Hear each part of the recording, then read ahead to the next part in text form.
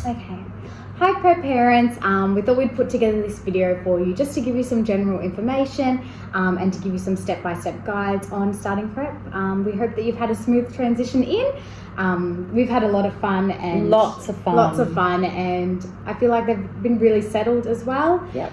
They've just settling right into prep life, and we're so excited. They'll be really excited about starting Wednesdays soon. Yes, we're so excited. And you're probably excited too.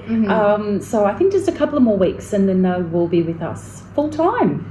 Yes. So Sienna and I are going to share some information with you. And I think, Sienna, you're up first. I am up first.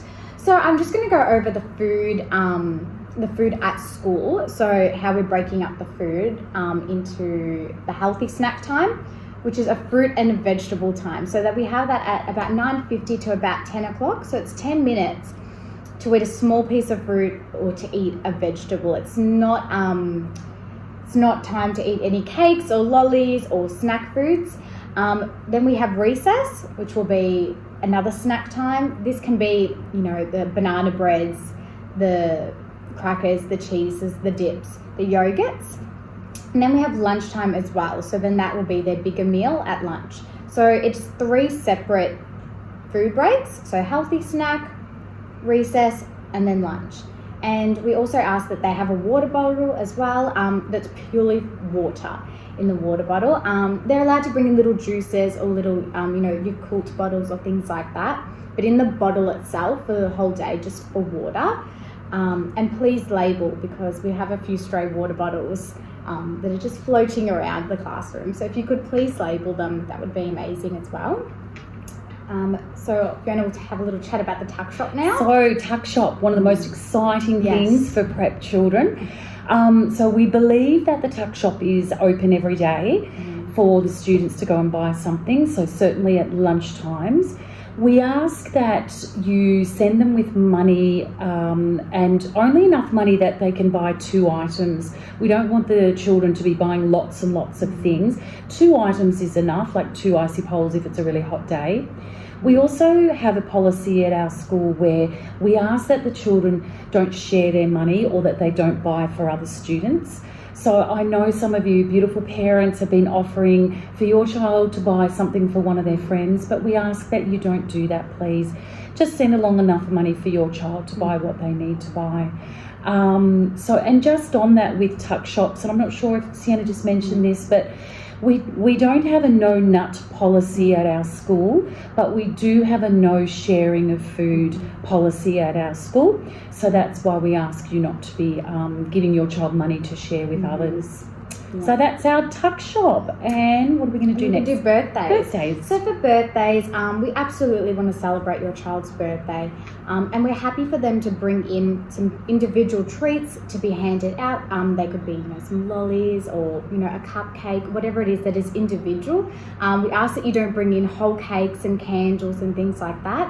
What we do for birthdays is that the treats will be handed out at the end of the day and will be put in the students' lunch boxes, or if it's in a little lolly bag, they can carry it out, and then the parents then make the choices of what they can give their child and sort of approve it, just for children who have different allergens.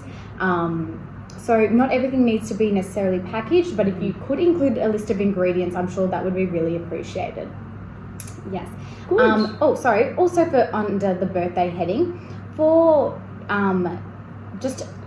Easter, we are going to make a card and give their buddy a chocolate egg. So don't feel obligated to buy anything for their buddies. We'll be doing that in class time, making them a card, bringing up a chocolate egg. And just on that, there is no obligation to do anything for birthdays either. Their birthday will be celebrated in the class anyway, but when it comes to food or lollies, there is no obligation to bring that along if you don't want to. Right. I think I'm next with school uniform. So I think everybody's got a great understanding of what they wear for their normal days of school.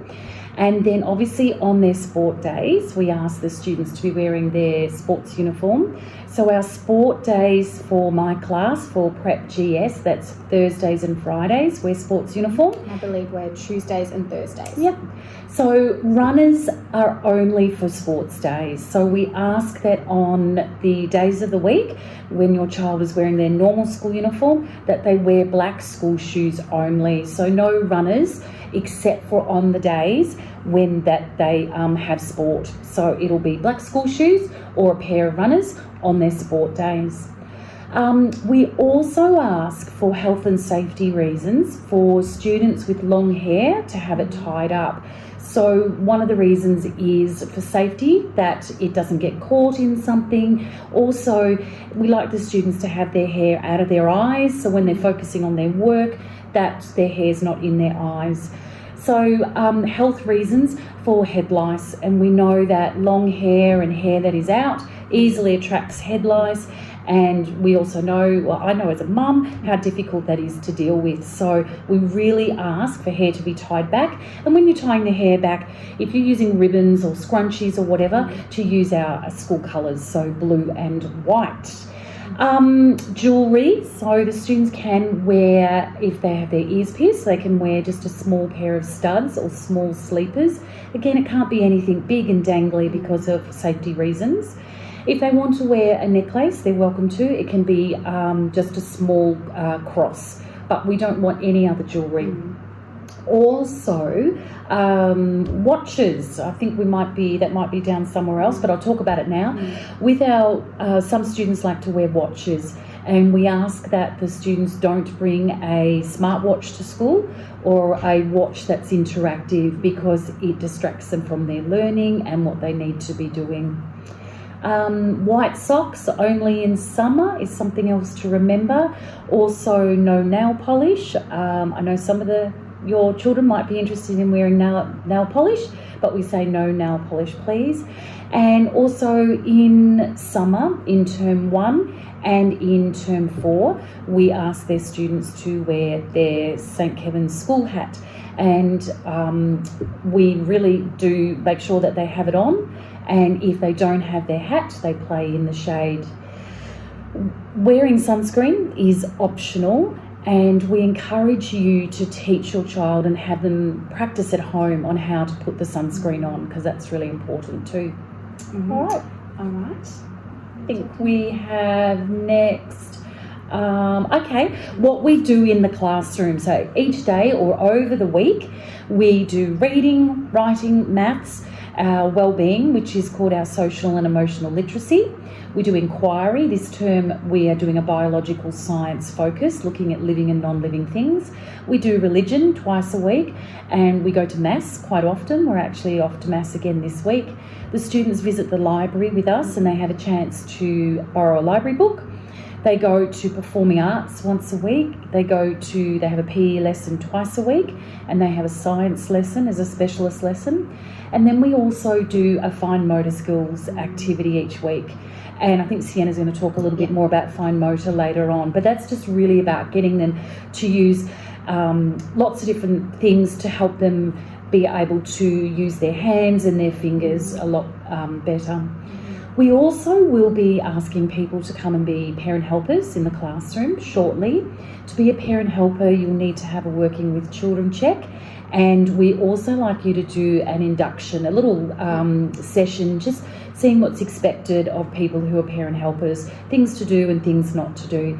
Eva will let us know when those sessions are going to be starting, and we will make sure that you get information on that. And if you have been a parent helper in the past, we would like you to do the induction course again. And then one of the other things that I know lots of parents are really interested in finding out about is our readers. And children will be bringing home something to read or to revise shortly.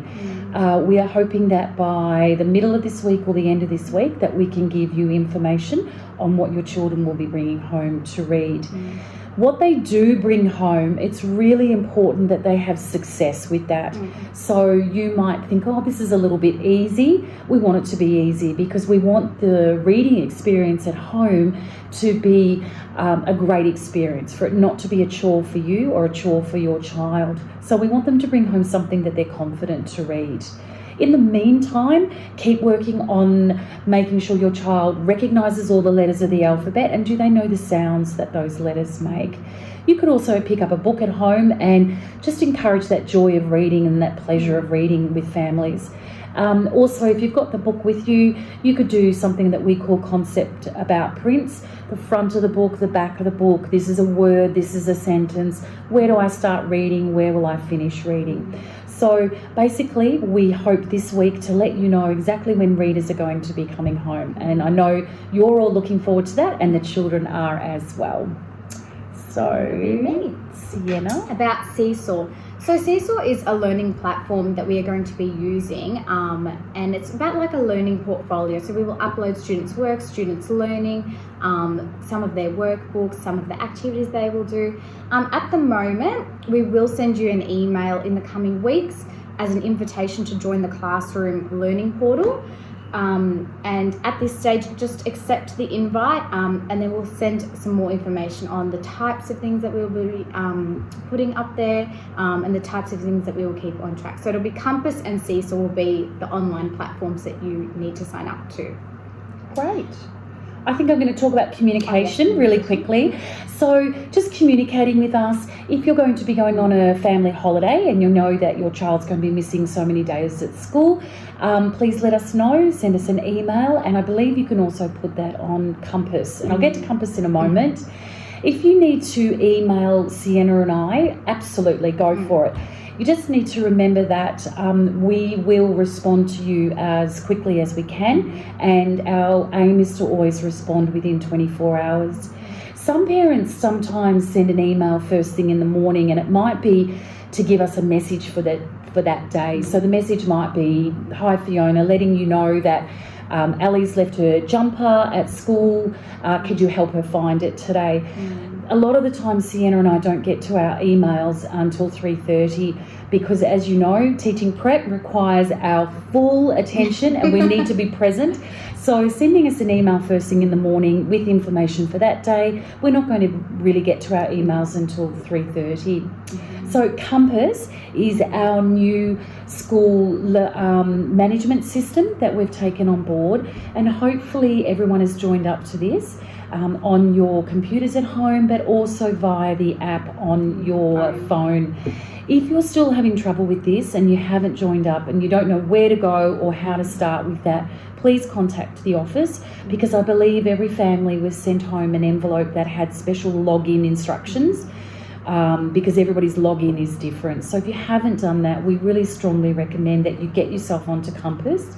Term one's a bit of a transition period, so use it as an opportunity to play around on Compass and get to know different features of it. You can use Compass to let us know that your child is absent. Gabby will be sending home the school newsletter fortnightly on Compass. And also, if your child has been to first aid for whatever reason, notes about them going to first aid will also be sent to you via Compass as well. So I think that is with me. So just for student behaviour as well, and this is talking about Compass as well, that we'll be tracking some student behaviour and filling out some incident forms on behaviour on Compass as well. Teachers will contact parents for any serious behavioural incidents or patterns that we're starting to see. So if we're documenting something and we see a pattern starting to emerge, we will organise a meeting with you and bring it to your attention. And if these repeated behaviours continue, there is a possibility for behavioural forms, meetings with teachers and leadership as well, to make a plan going forward to de-escalate these behaviours. But when it comes to day-to-day student behaviour, we will contact you and we will talk to you directly. Let's talk about picking up and dropping off. So dropping off in the morning, the classrooms will open at 8:45. So teachers are preparing in that time. So we're obviously running around doing printing. We've got a million things on our tables. So that is really our very important morning time to prepare. And the classroom doors really open at 8:45 to let the students in. So we ask that unless you have an appointment, you can make morning appointments with us. Just email us and let us know, and we can try and organise that. But that's sort of when the doors open. Also on that, the first lesson that we normally do in the mornings, unless we have a mass, is maths. So the students are most alert and most ready to learn in the morning. So we really sort of get right into it at 9 o'clock sharp, starting the maths. So if you're late, your child might miss a portion of that lesson as well. And it's sort of, they come in and they feel a little bit unsettled that everybody's sitting down, everybody's learning, everyone's ready to go, and they're, still a little bit panicked.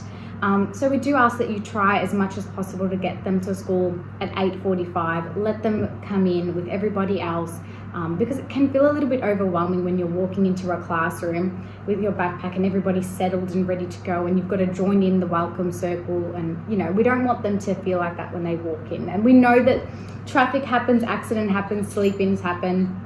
But if we can sort of, on the whole, try to make sure that we're there on time, that would be really helpful for us and for the students as well. So that would be a late pass after 8:55. So 8:55, they go to the office, they get a little orange slip, and then they can bring it down to the classroom as well. Anything else for in the mornings? No, I think that's good. And for after school, just for as well in the morning. Yes. The notes. Notes and money. Notes and money. If you have any notes or money or forms to give us, please just gently remind your child. We don't go through their school bags and tip them out and look for forms and money. So it needs to be the child bringing them up to us. So if you just want to gently remind them, don't forget to give that form in, or hold it in your hands and give it straight to Miss Montalto. Or if you feel like that probably won't happen, take it directly to the office then. Just in case, because we don't really go through their things very often. Otherwise, we'd be going through their bags all the time and looking for money and looking for notes and that sort of thing. So for after school, just a reminder not to park in the kiss and drop. We want it to sort of be a fluid, continuous movement. So don't park, no need to get out of the car. Teachers will help the child get in the car, the backpacks. We will help them. It sort of might slow things down a little bit if we have parking, parents getting out. We want this to be a really continuous, fast sort of movement. And we have meetings most evenings. So students who are not picked up by 3:30 on Wednesdays and 3:45 on other days will be brought to the office. And just on that, we have a wonderful after-school program that offers those flexible options for morning and for evening as well. So we would definitely recommend that you contact them as well if you feel like that you might be a little bit late picking up your child. Good. Yes. Well, I'll really quickly, items to bring to school. We did send you home a note or an email saying there's just a few things that you could bring in. We'd love all of the students to have their own pair of headphones. Doesn't need to be expensive, just something really cheap out of the supermarket as long as they work. So if you can remember to do that soon, that would be great. We'd like all the children to have a library bag, so that's just different or separate from that blue reader bag. So a library bag so they can borrow a book. An art smock is really useful as well. And also, as you can appreciate, our preps are kind of messy. Food, glue, paint, you name it. And if you could help us out by bringing in a pack of antibacterial wipes for the cleaning, that would be fabulous. That'd be amazing. And I think Sienna's got the last thing. Just some things that you can do to help your child. Fiona mentioned the fine motor skill. So that is being able to use your hands to do those really fine, delicate skills. So things such as practice cutting on a straight line, practice cutting on a curvy line, holding a pencil in the tripod grip, colouring in the lines. Especially the sounds and the letters. I feel like once they get the sounds and letters, the decodables will start coming home, and that will really help speed up the reading process. So sounds and letters, numbers before and after and out of order. Now your child might be working numbers 0 to 10, they might be working 0 to 20, they might be working 0 to 30. Whatever your child is working at, start with those numbers just to make sure that they're confident first. Now with the use of lunch boxes and packing and unpacking the bag, if you could start practicing with your child how to unpack their bag. They seem to know how to pack it, but unpacking and bringing things in and out, we seem to have things a little bit everywhere at the moment. So, folding up your jacket, putting your drink bottle in the right spot on the outside of the bag, that sort of thing, if you could practice that with them. And just making sure it's accessible for them. I know a few have got some lunchbox troubles. If you could just show them how do you open it, how do you close it, things like that. And for putting on sunscreen, if they could learn to put it on themselves, if you choose to send it home, or I'd recommend just putting it on in the morning for them. And then the last thing that I wanted to talk about is sort of the problem solving, conflict resolution, a bit of stamina. School ultimately is a learning environment, and we know that that's a transition from kinder and from home. Playtime and recess and lunch is for that outside play, for using the sporting equipment, running around, being noisy, interacting with other students. We need to have a bit of resilience, I think, in the classroom. So, giving things a go, trying your best. Things do not need to be perfect, but as long as you're trying, you're progressing. And we talk all the time about having a growth mindset, skill set, and I don't know it now, but I will learn it. I will get there. So we're trying to use that language at school, and we'd love if it was reflected at home as well, that, okay, we're working towards something. So if they have that attitude as well, it'd be really helpful. Absolutely. Yeah. So I think that's it. Yes. Thank you for listening for this long 20 minutes. We hope we've covered everything. Yes. If not, please see us, email us. And I just want to say thank you very much for entrusting your beautiful children to us. And we're loving every moment with them, and already in 4 weeks, 15 days of school? 15 days of school. We've noticed such an improvement. Oh, absolutely. And how much they've grown up and how keen they are. So thank you, everybody. Thank you, everybody. Stay safe, stay well. Yes, thank you. Bye.